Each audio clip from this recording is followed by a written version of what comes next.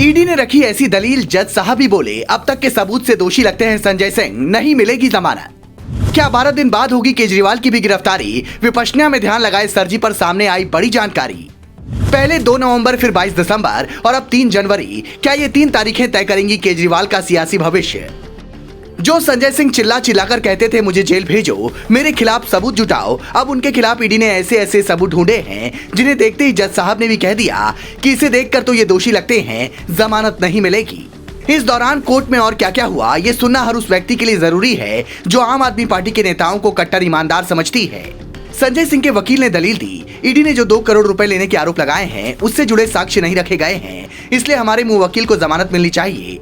ED की ओर से पेश वकील ने दलील दी, 2 करोड़ का लेन देन 2 किस्तों में संजय सिंह के घर पर हुआ, इसकी पुष्टि दिनेश अरोड़ा ने की थी। कैश ट्रांजैक्शन, कॉल रिकॉर्डिंग और कई साक्ष्य मौजूद हैं। एक गवाह ने बताया है कि उसने अभिषेक बोइनपल्ली से 4 करोड़ लिए, जिसमें से 1 करोड़ संजय सिंह को दिया। दलील को सुनने के बाद स्पेशल जज एम के नागपाल ने कहा, अदालत के सामने रखे गए साक्ष्यों के अनुसार प्रथम दृष्टया संजय सिंह मनी लॉन्ड्रिंग मामले में प्रत्यक्ष या अप्रत्यक्ष रूप से जुड़े हो सकते हैं। मौजूदा साक्ष्य अदालत को ये मानने के लिए पर्याप्त है कि मनी लॉन्ड्रिंग के मामले में संजय सिंह दोषी हैं। जमानत के लिए रखे गए आधार से कोर्ट संतुष्ट नहीं है, इसलिए जमानत याचिका खारिज की जाती है।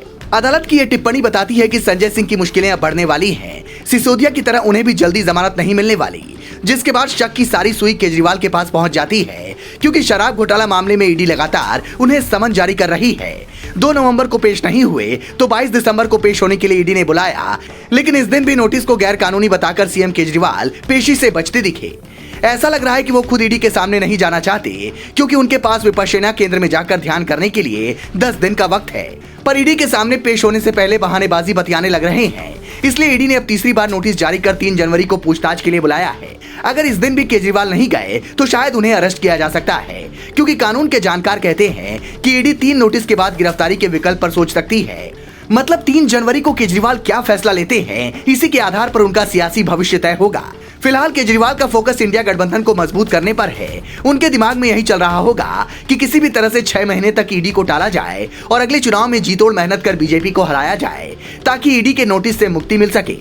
लेकिन ये ख्याली पुलाव कब पकेगा ये कहा नहीं जा सकता, क्योंकि 2024 चुनाव में बीजेपी जीत के लिए नहीं बल्कि रिकॉर्ड जीत के लिए मेहनत कर रही है।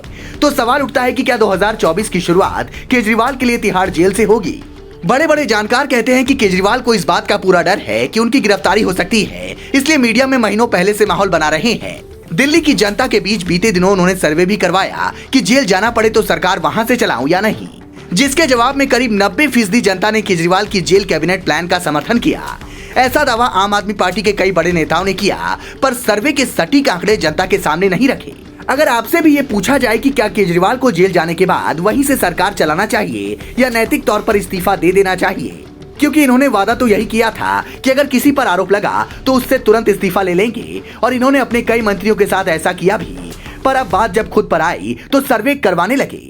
केजरीवाल के इस रवैये पर आप क्या कहेंगे, कमेंट कर बताएं। Bureau report, global Bharat TV.